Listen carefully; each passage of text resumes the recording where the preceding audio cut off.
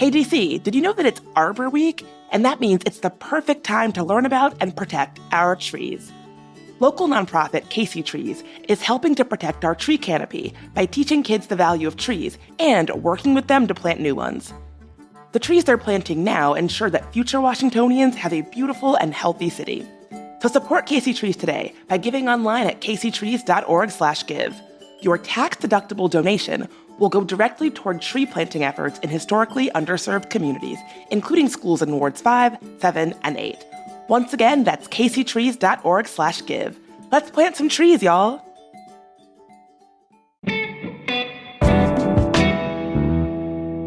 Today on CityCast DC, we sat down with Randy Clarke, who runs the metro system. Clarke's new budget proposal is not full of the kind of draconian changes that were on the table last year, but he is still managing a lot of the challenges and, according to him, a lot of the opportunities that come with running a mass transit system in a post-COVID city.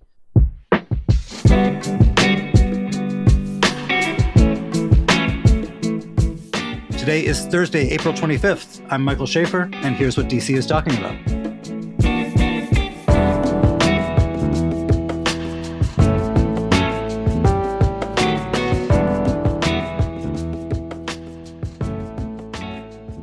Hey, Randy, good to see you. Hey, good seeing you again. How you been? I've been all right.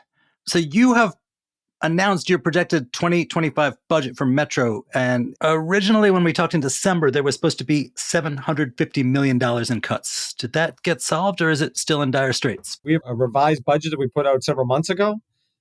I anticipate the board approving that. There's some very, I would call them targeted efficiencies, and there is a fare increase, but there is not the cuts that actually the whole region was worried about. I mean, really, what really came together here is the whole region, all the jurisdictions came together to help close a big part of the Metro budget gap. It's not the whole thing. We are using part of our capital preventive maintenance fund to do a piece of this. Obviously, staff, we're taking a zero increase next year as staff, which is a challenge across the staffing. And then we found a bunch of other efficiencies as well. But the win here for our customers is we're actually protecting the service. And so we're going to be able to continue to recover and drive a really good, frequent, safe, reliable system on bus and rail and access for our customers. So that is a pretty big change from last time you and I talked, which was in December, at a time when it was sort of one of these cycles when really draconian cuts were being proposed, closing stations and so on. What changed? I mean, really, our region coming together. So we did everything we could really control on our end. So we came up with $50 million of cuts that didn't impact service directly, which is very, very difficult to do. Again, staff has taken a 0% increase, and that is not reflective of all of the incredible work the team is doing here. And I think overall the community is recognizing the work that the team is doing. We're using some preventive maintenance money, but the big step up here is whether it's Governor Moore. He came out first with his budget, and the legislature in Maryland passed their piece. The mayor and the council jointly came out with their statement about Metro. And now we're looking forward to the Virginia piece kind of wrapping up between Governor Youngkin and the General Assembly. And basically everyone on the Virginia side has acknowledged how critical Metro is for the region and for the Commonwealth. So all in all, it's a lot of leaders coming together and acknowledging the criticality of Metro. Without Metro, this region cannot thrive, let alone survive. So you appear pretty sanguine about Virginia kicking in its piece. I'm really optimistic. I've really enjoyed working with everyone in Virginia. I feel very confident. We're just one element in a very complex political situation in Virginia, but I think all that stuff is going to get worked out. And I've yet to meet anyone that doesn't believe that Metro needs the funding to succeed long term. I appreciate everyone jumping on the train or bus or whatever other analogy you want to use with us together on this adventure. Tell me about the rate hike that is being proposed.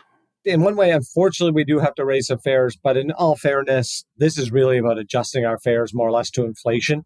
So we are proposing a 12.5% fare increase. So for the average fare, it's like a quarter is basically the way most people will look at it. Now, it does change on distance a little bit, and there's the way our model works, but that's more or less what most people will see. No one wants to pay more, I get that, but obviously everything in our lives has gone up in the last 3 to 4 years pretty significantly. So we only believe this is a right way to balance kind of the inflationary pressure. We also are changing our weekend policy a little bit. The use an evening policy that used to be $2 flat It'll now be $2, but with a cap of $2.50. So still very cheap and affordable to get around, but trying to just collect a little bit more revenue on the weekend specifically, because there is a ton of people to use the system on the weekend, and those trips are very expensive. Overall, it's not a gigantic increase. All increases are personal, obviously, and we appreciate that, but we just think it's a fair way to help balance the load of the costs.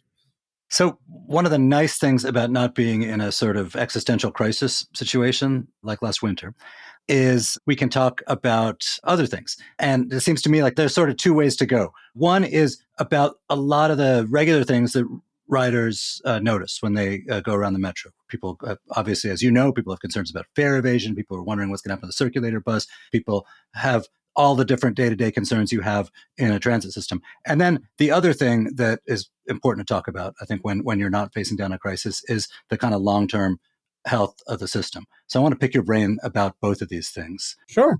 But why don't we start with the day-to-day? You've gone very hard at fare evasion. Can you tell me how that's going? I love our system, and I'm pushing to be as clean and safe and reliable as you could possibly be. So the day-to-day stuff that people are caring about, fare evasion is clearly one. So I'm proud of the team. We've reduced fare evasion by over 50% on the rail side, probably in the last 6 to 8 months. How do you measure that? Well, our system can measure that. Like, we have sensors in all of our gates that can detect if someone's jumping, if someone's piggybacking, all of those types of behaviors. We also are seeing way more fare transactions, both virtual and at the machines. So we're down about 50%. Every place that we put the new gates, we're averaging somewhere between 75% reduction. So every day that we keep adding gates across the system, and we'll be done by the end of the summer, we're starting to get the pairing of the trips. So if you go from this station to this station, it started where, my trip, I can still fare evade because neither place had it. And if one side had it, it was harder. Now both sides have it. It's, getting close. We're never going to have zero fare evasion. There was never zero fare evasion before COVID. There was never zero evasion in 1975. We, though, are working to eliminate as much of that as possible and doing it in the most cost-effective way, too, because I don't want to spend $1,000 to get $2, but there's other benefits of reducing fare evasion. We've significantly, we believe, cut down on some quality of life and criminal element inside the system. So a good example is 2 weeks ago on fare evasion patrols, we had 4 people in one day arrested for fare evasion, 3 people with outstanding warrants, and 1 person was a wanted fugitive and had a loaded Glock 9mm illegal gun. And if he'd paid his $2.25, he'd be on the street right now. Yeah, well, guess what? Otherwise, this guy's probably going to prison for a while, and then the community's safer for that. So this is a good example of point of entry policing does have some overall safety benefits for the whole system. But we also, again, are trying to do it in the most community-minded way. We set up a low-income fare program called Metro Lift. If there's people in our community that need a hand up, and if you're on SNAP, we're now giving 50% discount across the whole region. That is a big deal to help people that truly need help. We have kids programs. We have senior programs. We have disability programs.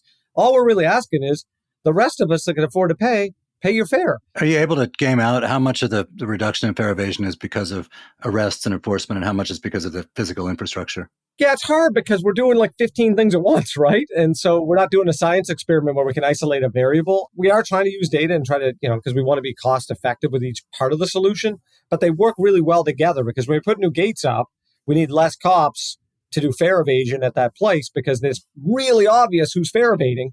Some guy that's jumping over a gate. It's much easier for the cop to get the one person doing that where the old way punching people were jumping, right? So they kind of work and complement each other. What are the metro staffers who are in the booths supposed to do when they see fare evasion? Are they supposed to act or no? So the station managers they have no legal authority to deal with fare evasion. So the law is very clear. The only people that can do fare evasion, the way the jurisdictions create the law, is police. Station patrols, they're there to do customer service. And I know visually sometimes people get frustrated. They're like, I went by and someone's in the booth. It's like we're not playing CSI here where every single person can be stopped instantaneously. We'll move 850,000 plus people today. And it's not, we can't track every single person that way. But legally, that we can only do fare evasion via the police. You know this better than me, but fare evasion, even though it's actually a really small amount of money involved on each individual case, it enrages non-fare evaders like almost nothing else. I mean, it's like watching someone litter or something, throw a milkshake on the ground and keep walking because it seems so cavalier. What do you do? Like, if you see someone jump in a fence, do you say like, hey, what are you doing? Or do you just let them go and not have a confrontation? So one, I would remind everyone that I get why people believe that they should call things out, and we don't need vigilantes around the system, like trying to act like police officers, right? Mm-hmm. Police officers have legal authority to do certain things. And our job is to continue to try to get fare evasion down to the lowest possible amount. And yeah, it gets emotional for people. There's no question, because some people feel like I'm a sucker paying and someone else isn't.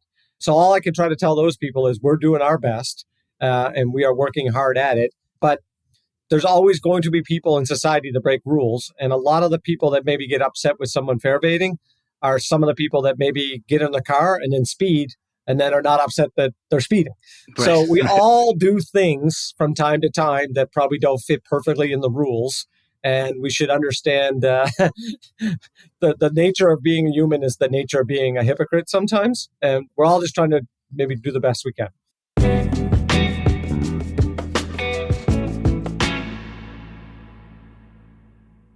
Hey, DC art lovers! Award-winning actress and playwright Anna Deavere Smith is giving a 4-part lecture series at the National Gallery of Art. It is called Chasing That Which Is Not Me / Chasing That Which Is Me. Smith is known for her roles in The West Wing, Inventing Anna and Nurse Jackie, so you definitely want to come take a listen. They'll be every Sunday from April 28th to May 19th at 2 p.m. And the best part is they are totally free. Register to secure your spot at nga.gov/melon24. Hey, DC. One of the reasons hosting this show is so important to me is this statistic from the U.S. Surgeon General. Ready for it? The percentage of Americans who report feeling very attached to their community is only 16%. Now, there's a lot of ways to look at that number, which, by the way, is pre-pandemic data, but here's how I'm thinking about it. CityCast DC is something that we're building to make it easier for you to feel attached to this community. I don't want anyone to feel lonely or bored here in DC. I want you to know how you can help make this city more fun and more livable, and where all the good local stuff is at. And if you think we're doing a good job, I'm asking if you'll become a member of CityCast DC today at membership.citycast.fm. You'll get exclusive perks like ad-free listening, event invites, and members-only guides. But most of all, you'll be part of a project dedicated to making the number of DC residents who feel attached to this community a heck of a lot higher than 16%. See you over at membership.citycast.fm, and thank you. All right, so the city government, the DC government, is talking about getting rid of the circulator buses. What are the odds of some of that being absorbed into Metrobus? Yeah, I mean, that's their decision. They run a transit service, a smaller one, obviously, than we do. We are now having conversations with them about what their plans are. They have a fleet, they have some facilities, they have staff, they run some buses in different parts of the district. So we are going through a better bus network redesign already. And the question is, could some of those things maybe be merged into our services more efficiently or not?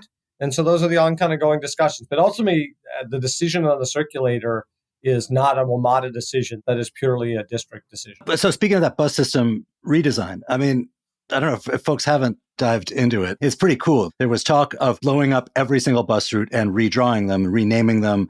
Yeah, Michael, we don't blow up anything. Well, blow up is maybe the wrong word. We're improving. Erase and redraw. And there's a site where you can say, like, if you currently take the N2 bus, this is what we're talking about now. And some of them are exactly the same and others are different in interesting ways. Where does that stand? What's the timetable on it? What's the state of play? Yeah, more information will be coming out around that in another month or two. And this has been a multi-year iterative process, right? We do some work, get community and rider input, do some more work, do that, plus all of our stakeholders. We're working really collaboratively with all of our regional stakeholders on this. So we got the technical pretty good right now. And the technical is not arbitrary. It's really done through some advanced modeling. And there's some common sense stuff involved in this too, right? Like there's bus routes that haven't changed in 40 years. And let's say one used to serve a hospital or a big school complex. And let's say the hospital complex is not there anymore. Well, the purpose for that route has adjusted significantly, whereas there might be a big school or big, huge housing areas or a big activity center that isn't served well because we never adjusted the route. So change is always hard for people. There's going to be everything from crazy excitement that, oh my God, my bus service just got so much better, to clear people will be upset to say, you changed my bus service and now I have to walk a block that I didn't have to walk before, or my transfer is a little different. We are obviously a mass transit system trying to make a bus system, and we're going to therefore have some that don't feel as good about it and some that will feel great. An overwhelming majority in the middle will just say, all right, that's a little bit better, but it doesn't really impact me that much. The goal here is to get the next round of community engagement. What we'd like to do is implement this next springish, to really roll this out. But we're one of the last serious transit agencies in the country to do this. Most all agencies have moved this thing forward. It's much more cost effective, brings much more reliability and quality service to customers, and almost universally will drive more ridership because it makes the bus system more accessible and actually goes more places where people want to go in a streamlined way. So it's a big deal for Metro and for this region. Have you thought about holding a public contest to name the routes? No. I mean, any sucker can live on the L2 bus, but you could only be cool if you lived on like the giraffe bus line. Yeah, there we go. I don't know if there's enough animals in the there, but we are going to look at the naming, because a lot of the naming is based on like these old trolley streetcar things, and some of them don't make any sense because they were in D.C. but didn't go to Maryland, or they were in Maryland and didn't go to D.C., or they were Virginia when there was a bridge and there wasn't a bridge. So a lot of this is just modernizing and cleaning up the way people live their lives. Versus why do I have to know where the L2 goes? And why was it called the L2? Most people don't care. They just want to go like, hey, if I go to this bus stop, where can I go and how often does it come? I know, but there's always one person at the dinner party who knows, and that guy's like the toast of the town. There is. Yeah. No question. And trust me, no matter where I go, that person comes and talks to me. So one other thing you guys have dropped recently, which is this summer is going to be a pain in the butt for a bunch of people on the eastern end of the red line. Tell us what's happening. You've got some stations closing and bus lane replacements. Yeah, so this is being done to support our partners in Maryland. So many of your listeners might not know, but WMATA is not building the Purple Line. But part of the project is building a mezzanine at Silver Spring that will connect the Purple Line, the Red Line, and a bunch of other components. There's a MARC platform and other things up there together. We can't run trains while that work is being done overhead. And we certainly couldn't do it cost efficiently or over a rate. It would just spread this thing out over like forever. So we are shutting down to support Maryland DOT doing this project. So we will shut down Glenmont, Wheaton, Forest Glen, Silver Spring, and Tacoma. Now, Tacoma, we're only shutting down for the first 30 days, and then it will be shortened to just those 4 stations. But an unprecedented amount of collaboration and partnership. Maryland DOT and the Montgomery County Department of Transportation and us all partnered, and we now have 7+ miles of dedicated bus lane that's going to run in various segments. You can see it on our website. We got a lot of information out, but basically throughout that corridor to really move buses. I wouldn't be surprised some of our express buses that probably move equally as fast as being on the train.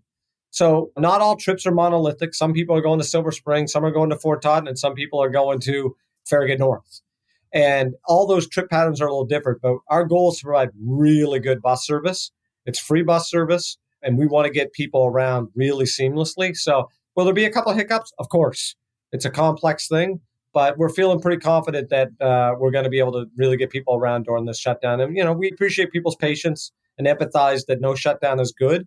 But we're also going to do a lot of metro maintenance during this outage so we can not have to go back to this section for a long time, and really do a lot of safety critical maintenance in there and really be done with the Glenmont to Fort Totten area as best we can. So let's talk a bit big picture for a second, if you don't mind. In December, last time we talked, you were facing down, potentially at least, pretty draconian cuts. And this is a recurring theme for you and for anyone who's had your job because of the nature of the way Metro is funded.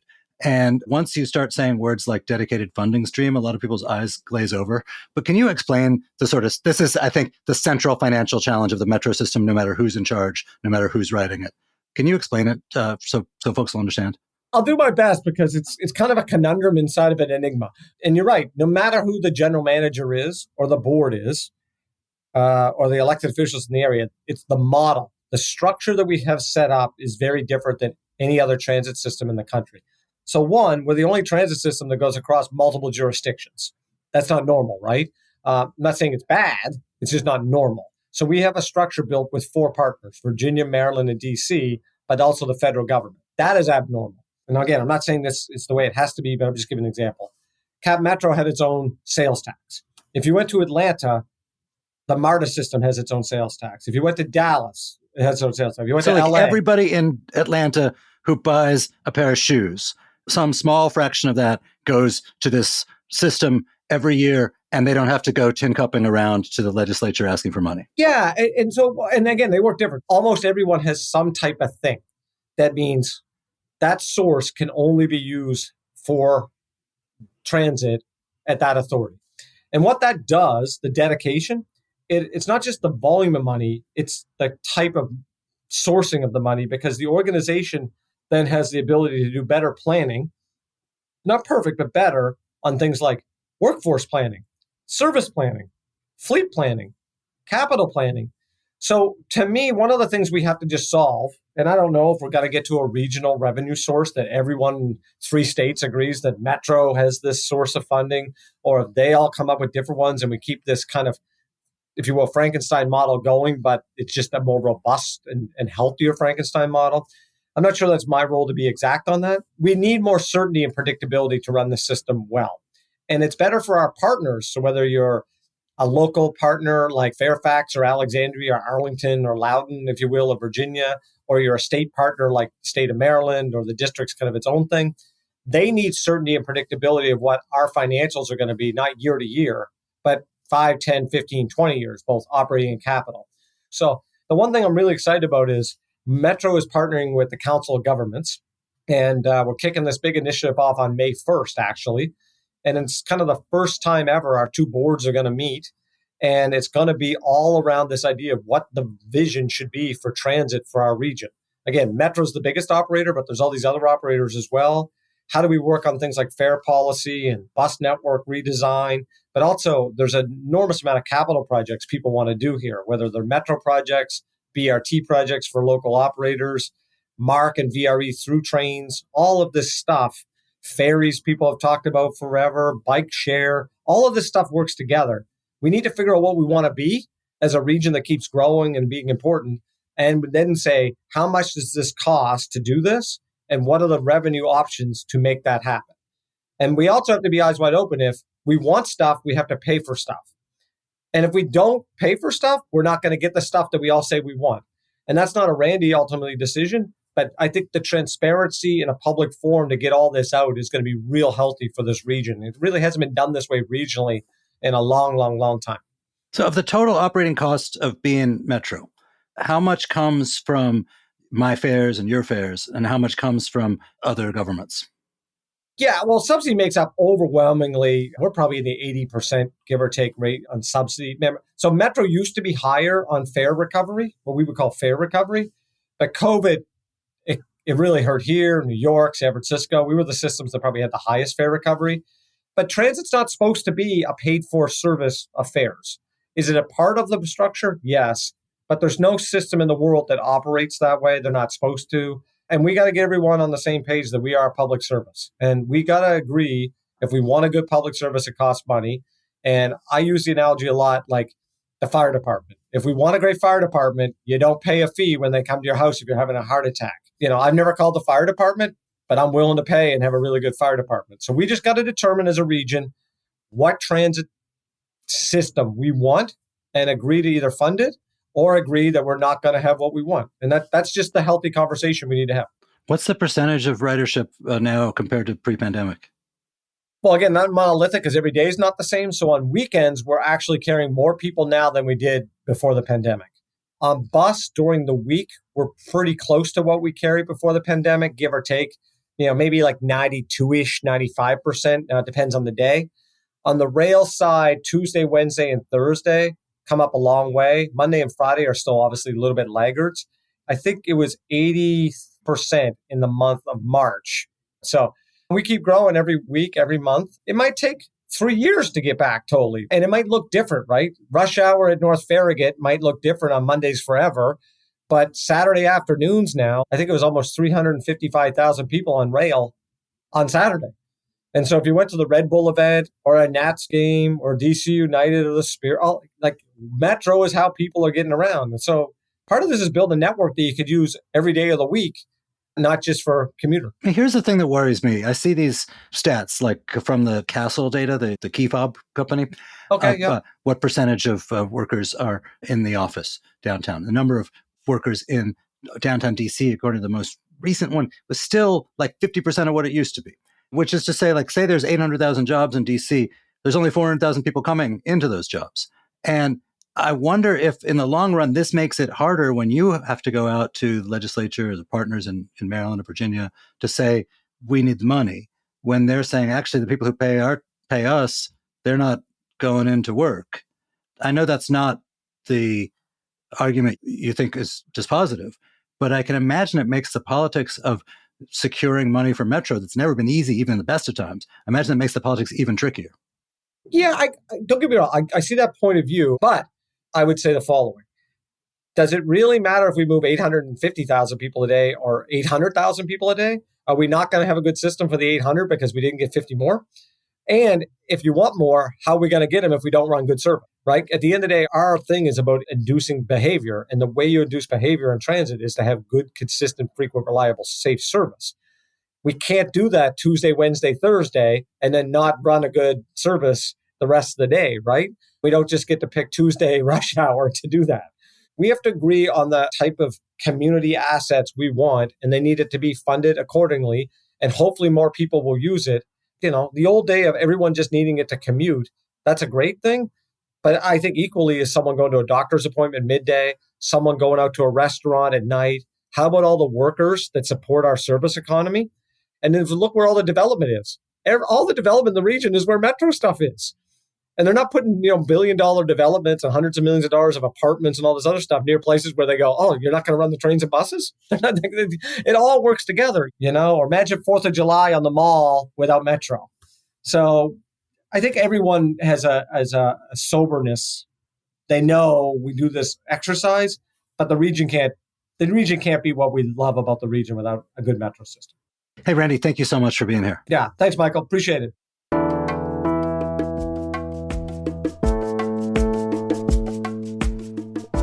And that is all for today here on CityCast DC. If you enjoyed the show, why not tell a friend, rate the show, leave us a review, and subscribe to our morning newsletter. We'll be back tomorrow morning with more news from around the city. Bye.